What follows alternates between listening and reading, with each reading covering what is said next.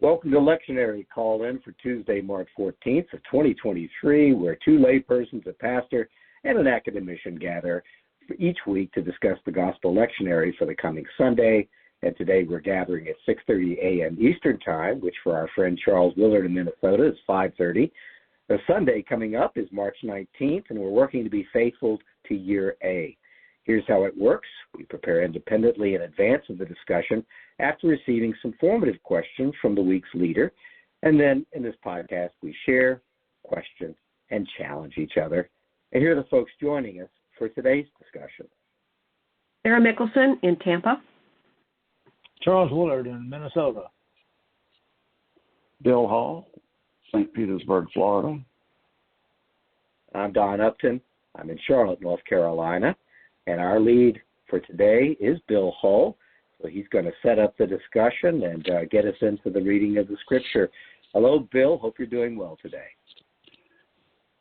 I am. Thank you. Welcome to my team members and those who view and listen later. You're an important part of the dialogue. Sort of fasten your seatbelt. Our reading for today is the entire 41 verses of chapter 9 in the Gospel of John. Some scholars say it is the longest selection in all of the lectionary.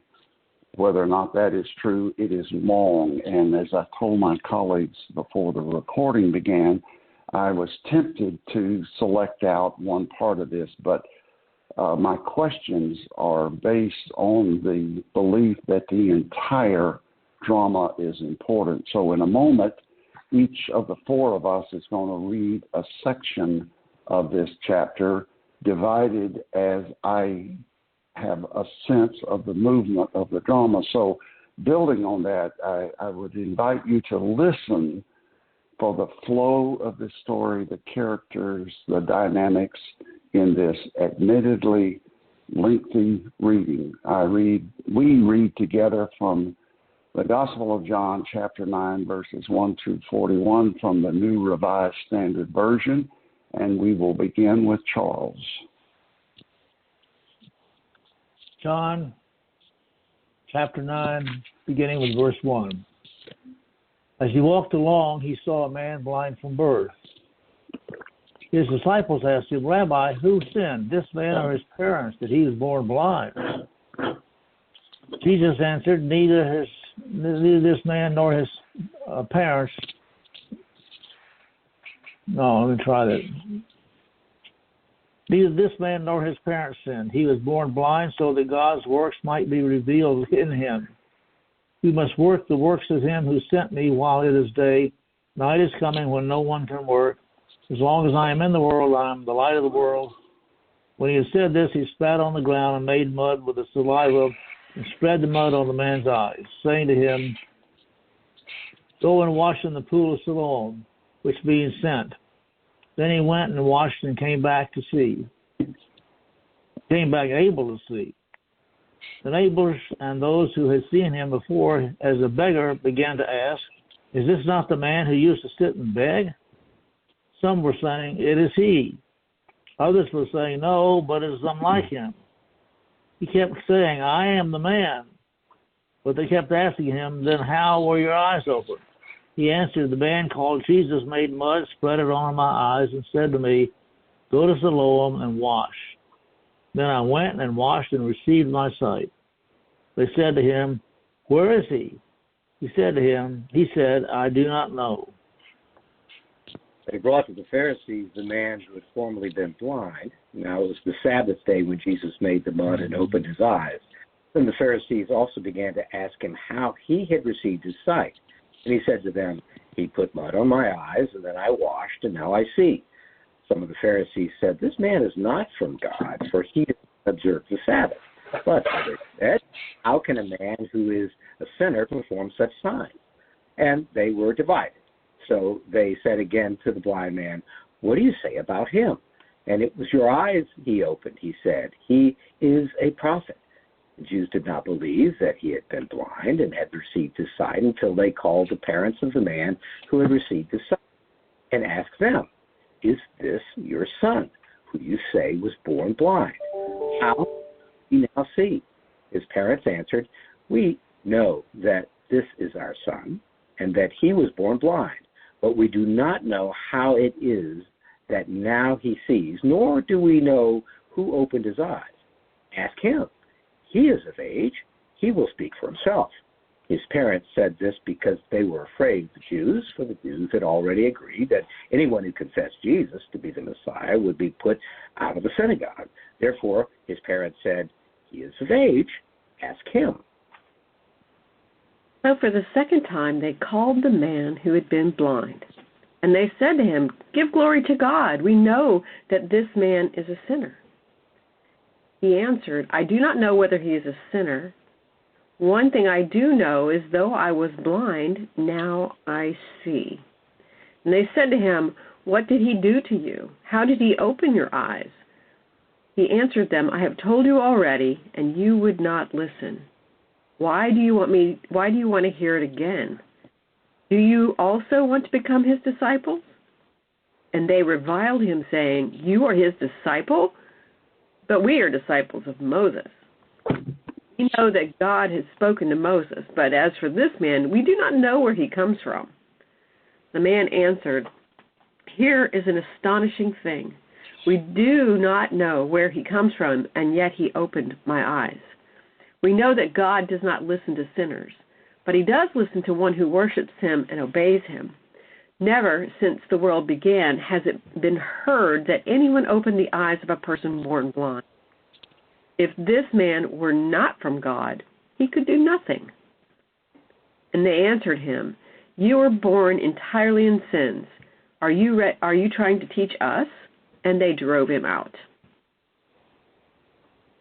Jesus heard that they had driven him out, and when Jesus found the man, he said, do you believe in the Son of Man? The man answered, and who is he, sir? Tell me, so that I may believe in him. Jesus said to him, you have seen him, and the one speaking with you is he. He said, Lord, I believe. And the man worshipped Jesus. Jesus said, I came into this world for judgment, so that those who do not see may see, and those who do see may become blind. Some of the Pharisees near Jesus heard this and said to him, surely we are not blind, are we? Jesus said to them, if you were blind, you would not have sinned. But now that you say, we see, your sin remains. The word of the Lord, thanks be to God. Thank you, team. Now, I have 3 questions, and Sarah, heads up, I'm going to come to you first here in a moment. How would you describe or characterize the plot and the dynamics of this drama, and how might this inform and shape your faith journey? Sarah? They're 2 loaded questions. I think our main character comes offering gifts of sight and light and healing for all those who are in need. Those with hardened hearts are suspicious of all who receive gifts. They reject the gift giver and the gift of sight because they think they know better. They have the mind of God. They're standing on the opposite side of that apple, so to speak. They don't accept any gifts from the giver, and they are they bully those who do accept the gifts, and discourage those in need of healing from accepting or reaching for that help.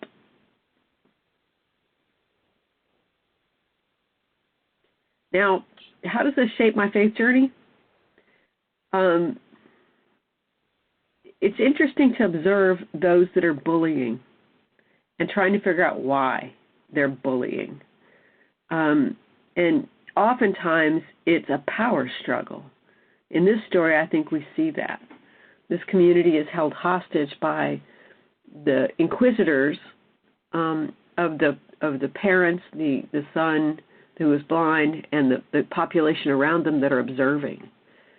And I think that's kind of, a power broker perspective. And I think we'll see this play out in a larger way.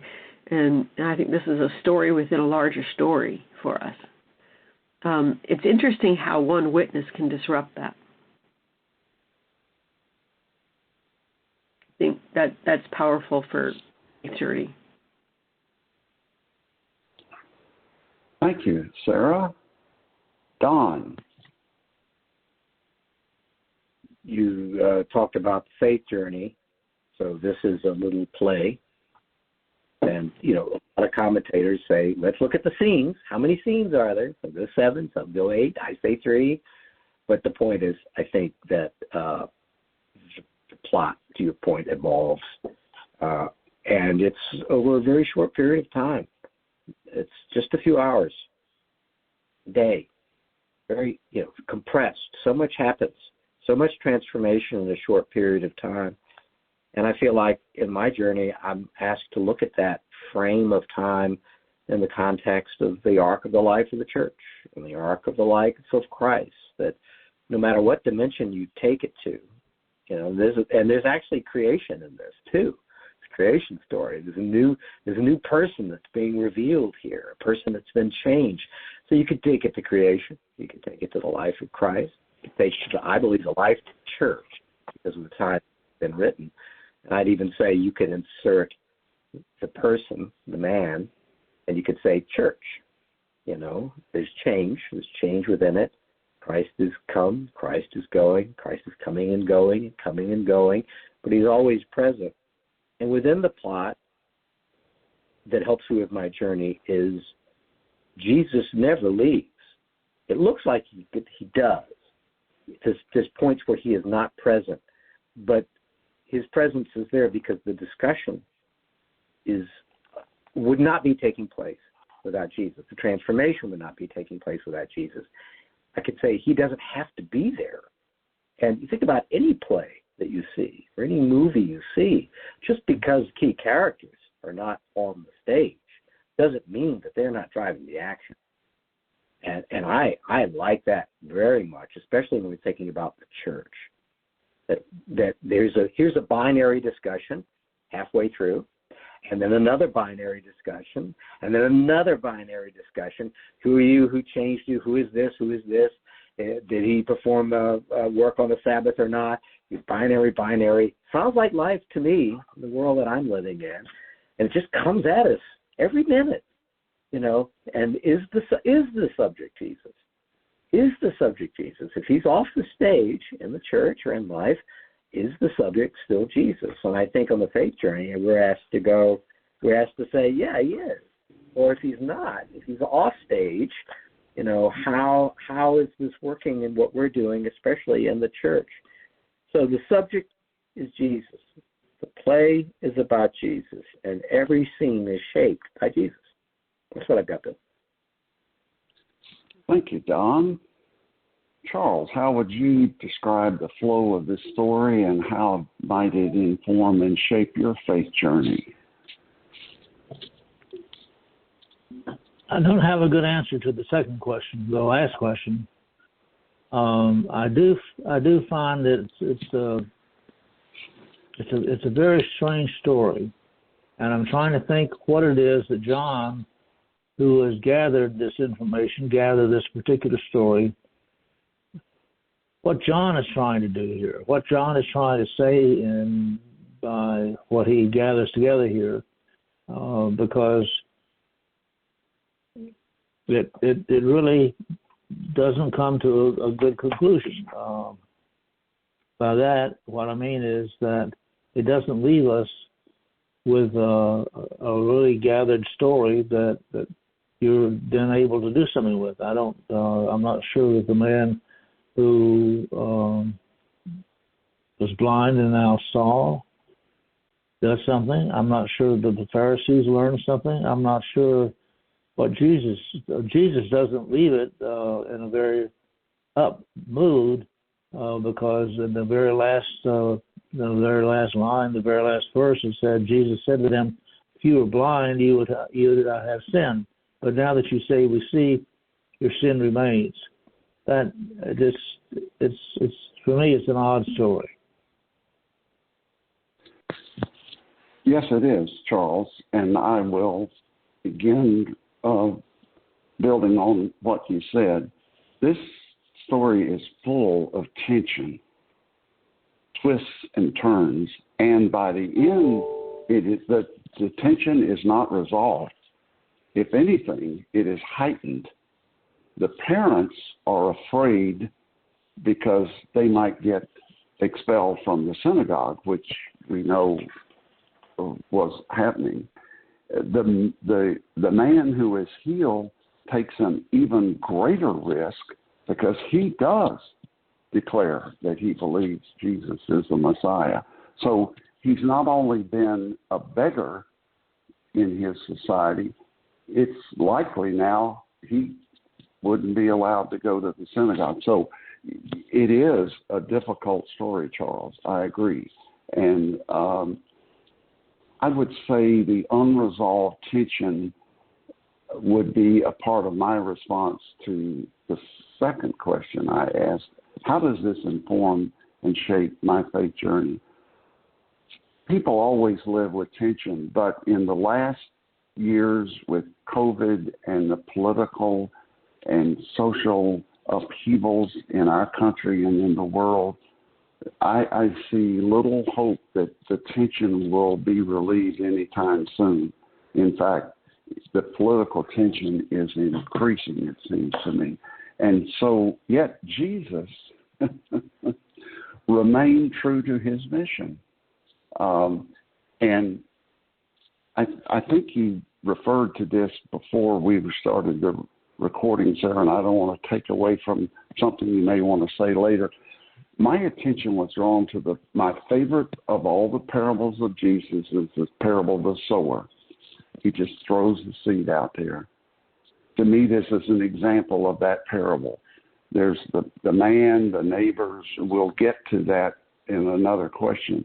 And Jesus doesn't spend a lot of, or maybe spend any energy trying to change the soil. His focus is putting the good news out there.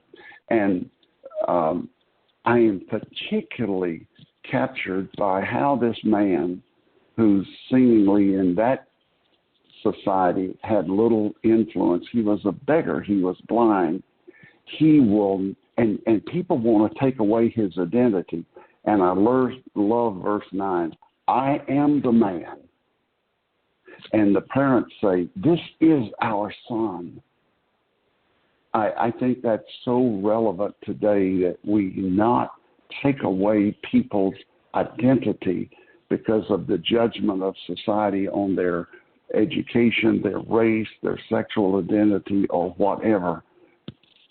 I love that verse. The blind man said, I am the man.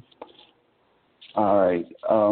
Interestingly, what follows this is Jesus' discourse about being the good shepherd. And I think this story is an illustration of what good shepherds do. They know the sheep. All right, question number 2. And Don, I'm going to come to you first in a moment. As I see it, the characters in this narrative are Jesus, an unnamed blind man who is a beggar, the blind man's parents, Jesus' disciples, the crowd, neighbors, and Jews, and some who were Pharisees. I might insert here, we've done this a number of times, we need to be careful in the Gospel of John. I really do not believe it is anti-Semitic. Many scholars say that when he is here refers to the Jews, he's referring to what became known as the Judaizers, those who were so certain that they were right, that they had a full grip on God's truth. Don, what roles do these characters play, and with which one or ones do you most identify? Don? All the characters on this particular year, on this particular reading of the cycle, have to be read together and in pieces. And I think that's what we're encouraged to do. And it goes to the caution that you raised, which I'm with you.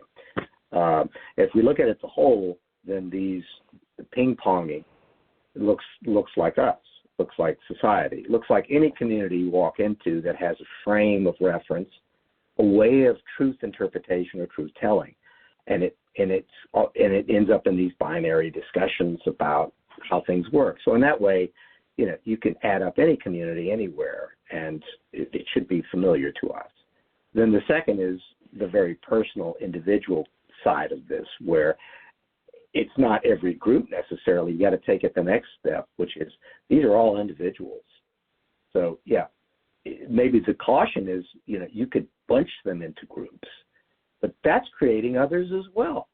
So I think this is focused in on this one person, and everyone's watching. You could say, well, there's a Greek chorus out there, too, interpreting the action. So I'd say we have to look at it very big, all of them, and look at our society and our communities that we live in. It's the all. And then the middle, which is there's people interpreting truth in their own frames, and then we've got the individual. But the question that really got my attention was about, who do you identify with? So I'm going to choose the parents. I like that one this time.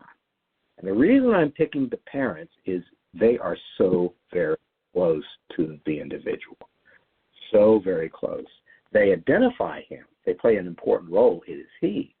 But they also disclaim him in certain ways. So as he has changed, they identify him. But then as it goes a little further, they're like, he's moving out. He becomes an other to them as well. He can speak for himself. I like the parents also because, whether we're talking, and I'm a parent, I'm not saying it's exactly like having children, but the transformation as an analogy, a parent, the arc of the life, seeing what happens with your children. Are they 3? Are they 10? My relationship with my adult children is a shock to me, and I mean that in a happy way. No one prepared me for the blessings and the change and the excitement of having a relationship with adult children. It is one of the great joys and surprises of my life. It could also come as a shock because that's not who I would have framed them, but I have enough people to guide me through it that I can look at them and go, wow, they're new, my life is enriched because they're guiding me.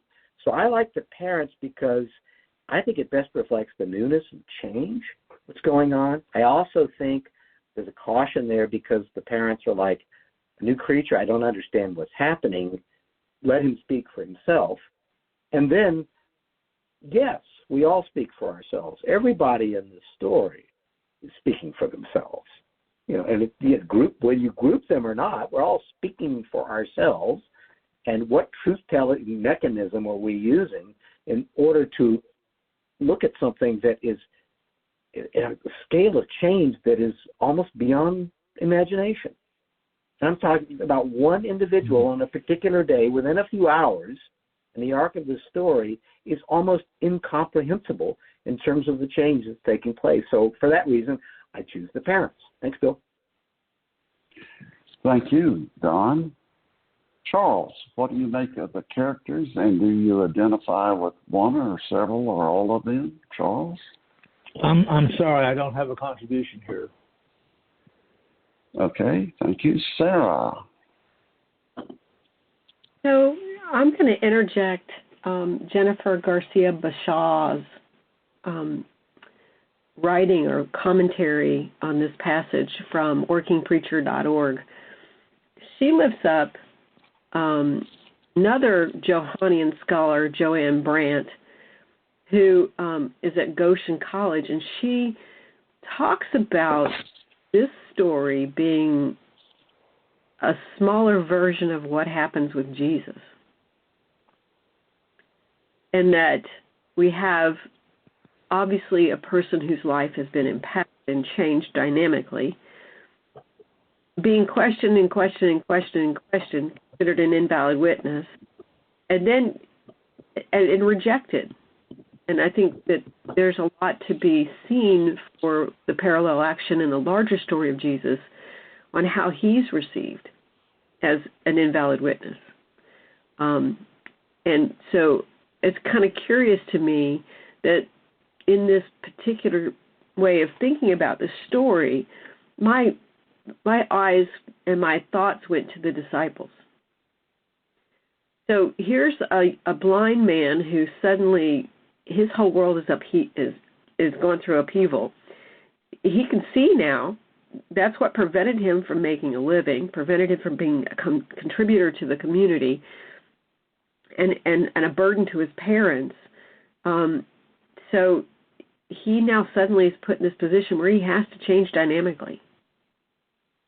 Right? He's going to change the way he dresses. He's going to change perhaps what he does for a living, how he earns his money to exist in the world, and his contributions to his parents. He is now suddenly going to be held accountable for caring for them. So all of these things are kind of a shift in their thinking. And the same thing could be said of the parents. You know, did the parents still offer him shelter? Did they park him at the wall every day so he could beg for alms? We don't know. And this whole community is going to change around this story because whether they like it or not, the parents and the young man are going to continue to live there. He's going to continue to be a living witness to the miracle that's occurred. So I went with the disciples on which of the characters in the drama were most interesting to me, because they're observing this almost like a Greek chorus, soaking up this experience, and they're going to have to live beyond Jesus' resurrection and his ascension. And how are they going to continue this witness, this story, this presence of the living God with the people around them beyond Jesus' mission on earth? And I think that that's part of this story, is what are we asked to do as witnesses to the miraculous? We're just asked to tell our truth. We're asked to be consistent and persistent in that witness. We can't conject as to why we were selected as believers. We can't pretend to understand why this particular blind beggar was picked and made to see again. All we can say is, I was blind, and now I can see. And that's the truth we can tell. And I think that's the truth the disciples tell. Thank you, Sarah.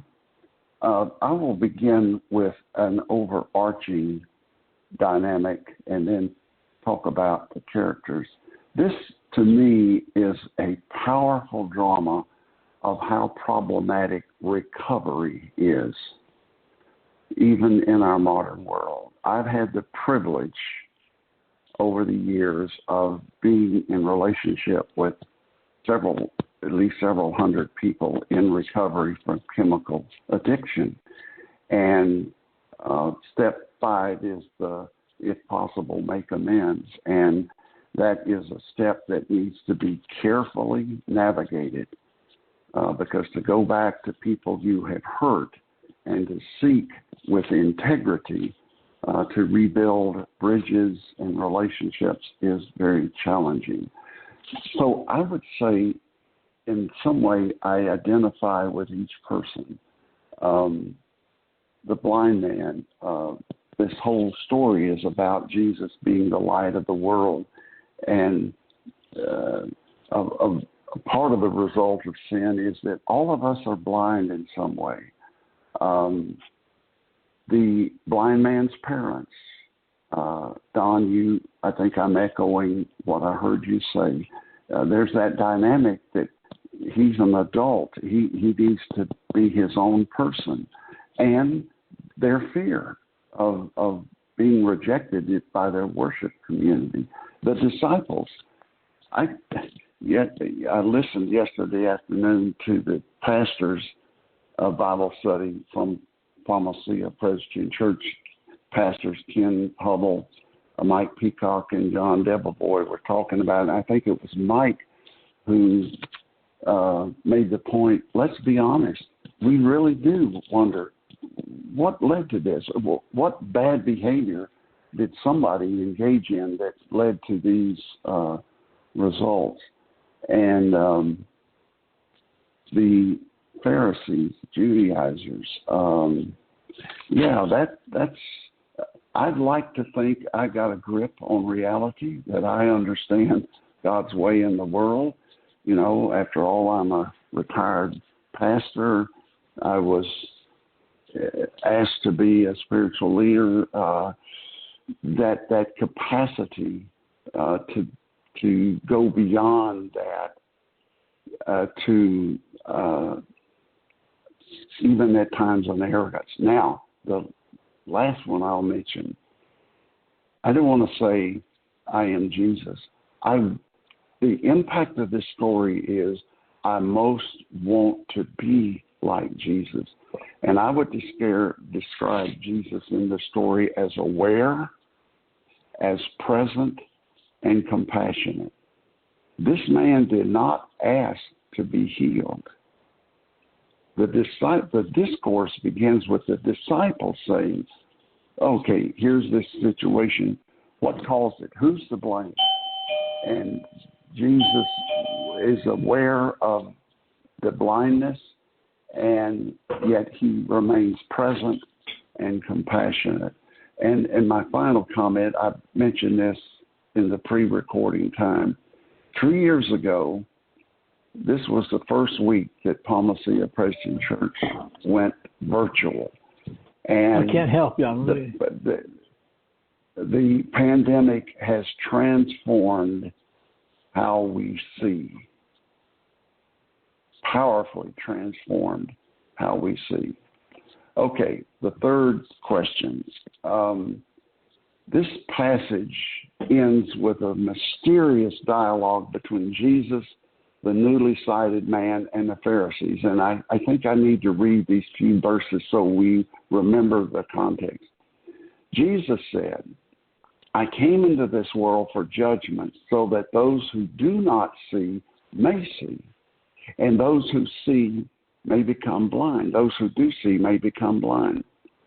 Some of the Pharisees heard this and said to Jesus, surely we are not blind, are we? Jesus said to the Pharisees, if you were blind, you would not have sinned. But now that you say we see, your sin remains. This is a confounding dialogue to me. Charles, any thoughts on this? No. Okay, Sarah, if you're there. If not, we'll go to Don. Don, let's go to you. Yeah. First, I want to affirm. I'm going to be careful about how I do this. In terms of love, that I am obliged, I'm asked to keep my eyes open to see other people. But I think in this passage, I think there's a message that it is not, I do not have the power or the standing or the insight to affirm this man. He's treated as the other. And on the flip side, if I'm the gateway, if I'm the one, like everybody, every character in here deciding who he is and whether or not he's okay, then I'm falling into the trap of becoming the judge and the jury. I'm becoming like God, and I'm becoming like Jesus. So I want to be careful. On one hand, it's like in terms of love, the love of the Christ, I should keep my head up, my eyes open, see my neighbor. But on the other hand, the trap is, well, I'm going to size you up and identify whether you're good to go. There's the danger zone. I'm not God, I'm not the judge, I'm not the jury, though every day I sure want to be. In this group, like the parents or anybody else, isn't it my job in this community to size him up and see if he's okay? And I think this is a warning. No, not at all. And the reason I'm saying that is the comparison, Sarah, you made with the story of the Christ, this man parallels that, if I had you right, then this transformation is going to happen no matter what. This man, no matter what I think, no matter what the parents think, no matter what character in here, he is. I am the man. And what's paralleled in the prior chapter is Jesus goes, I am. And so you have those coming together. Jesus, this transformation is going to take place no matter what anybody thinks about it. And whether I think he has standing to be a part of the community or not, or whether his parents do. Jesus has done this. It is decisive. And I would say it's as decisive, to Sarah, your point, as the mission of Christ and turning his head on Jerusalem. He loves the world. God loves the world. And he will do what he's going to do. And I don't have any standing in that. And he's going to heal this man. And there it is. Just like I always raise up Jesus riding through the gate in Jerusalem, and people are throwing their cloaks down in front of him. And, he's going to ride through. My Christ is going to ride through no matter what I think, no matter what I think about other people. Now, I have an obligation and love to see them. But, Bill, to just quickly answer your question, that's the stage setting for it, is I think blindness, having eyes open and then being blind, for me, I'm thinking back to some classes like a fellow who was at Palmyra Presbyterian Church, Will Wellman, and he just talked about if your eyes are open, my open eyes, I'll make it personal, is related to the frame that I live in, the way I want truth-telling mechanisms to take place. My eyes are open. I can act like God. I can be the judge and the jury. I see you. I can frame your behavior based on what I believe is true. And so all that truth-telling is about the eyes being open.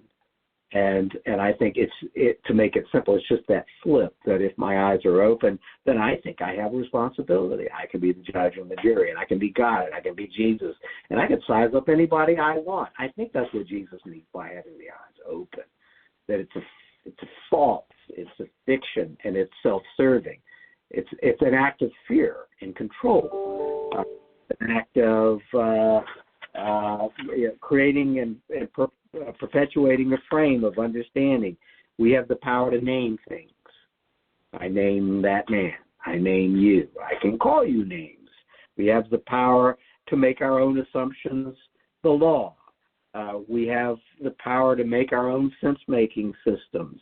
We have the power to act out dogmatic situations. And so I think that's what he means by eyes are open, or all those things. And then there's a different pathway here that Jesus is talking about. Final note is I remember John Debevoise in 2017, March of 17. He preached on this, and I thought that was a sweet reminder from him. By the way, John's the pastor at Palmyra Presbyterian Church that makes this podcast possible. He and I'm paraphrasing, but I think he opened his sermon by going, let's just remember at the end, this wasn't an outcome that anybody wanted. And in any script, in any scene, you can remember the shock of any movie or scene where it's the end, it's like, oh, that's not what I had in mind at all. What Jesus wanted to do. And there's not a darn thing that could be done about it. It's going to ride right through. Thanks, Bill. Thank you. I appreciated your emphasis on that we see, and what we do with that seeing is powerfully important. Sarah, how do you interpret these verses, and how might you apply them to yourself? There are moments where I think I know better than God. This story reminds me that those particular thoughts and those particular moments are invitations to step back and realize that I don't know better than God, that I'm not God, and any time I try to put on that costume, if that's what it is, I make serious and grave mistakes that are impactful to myself and impactful to the people around me. So I see these words, and I understand these words this way, that when I start to have the mind of God and think that I have the thoughts that God thinks, I become blind to the gift of God around me. And when I function with the full awareness that I am not God, then I have the flexibility of seeing the gifts that God brings and the gifts that God offers. They might come in the presence of someone else. They might come through the hands of someone else. They might come unexpectedly to someone else around me. And my job is not to be envious that they can see. My job is to bear witness to the miracle that's occurring and to rejoice that someone else has received a gift. I think that's part of one of the friction points I see often is that when others are given unexpected gifts, the rest of the audience stands around and goes, well, what about me? Where's mine? When do I get mine? And I'm curious about that because I'm like, you can't be happy for someone else? And so I'm looking at this and thinking it is National Pi Day, by the way, 3.141519. And I'm thinking about this in relationship to pie. If somebody else gets a piece of pie, that doesn't mean there's less pie for me. And I think that's part of the story is that we stand thinking about how we see the gifts that God brings. And if they don't land in our lap, aren't they still gifts? Don't we still get to stand and wonder about that? Or do we get to say, well, where's my helping of ice cream? Or where's my slice of pie? Or where's my miracle? No, I think we get to bear witness to the gift that was given. So I'm curious about that too. I think that's the next step for us. Thank you, Sarah. How might I interpret and apply these verses to myself? In the commentary series entitled Connection, it is noted on this passage that the question how occurs 6 times in this passage, which leads me to think that confounding though these last few verses are, it may be the writer or writers of the Gospel of John's way of saying, folks, what was that whole story all about? And this story, in one sense, is that it's tempting to be dismissive of God's presence and power when what happens does not conform to our expectations. Back to your point, Don, about this not ending the way someone might expect. And I've referred to the Judaizers and that all of us are prone to that. They are convinced that they see better than anyone else. And in a sense, the person who best sees is the formerly blind man. I said this in the pre-recording.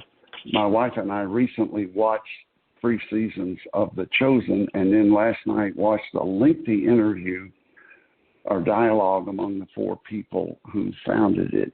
And the director said that in one sense, the purpose of the series is to convey Jesus' message to the disciples and others, get used to different.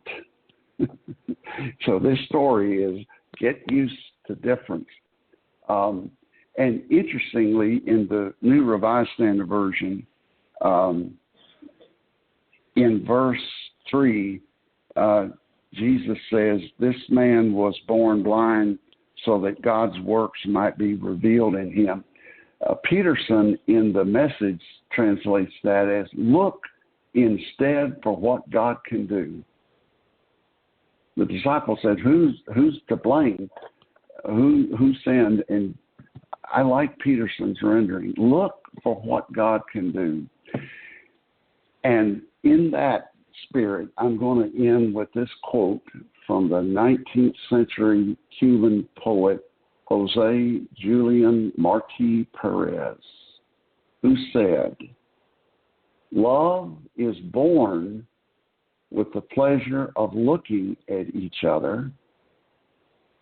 Love is fed with a necessity of seeing each other. Love is completed with the impossibility of separation." I like that. Don, back to you. Thank you. Thank you for leading us through that, Bill. Great questions. And when the questions come up, part of what we're doing is making sure we have many listeners that are facilitating classes, moderating panels, preparing remarks, and those questions, we're test driving them. They may come in handy for you as well, and that's part of what we're trying to do today. And Presbyterian Church is at 3501 West San Jose Street. That's in Tampa, Florida, and they make this podcast possible. For more information, you can go to palmacia.org.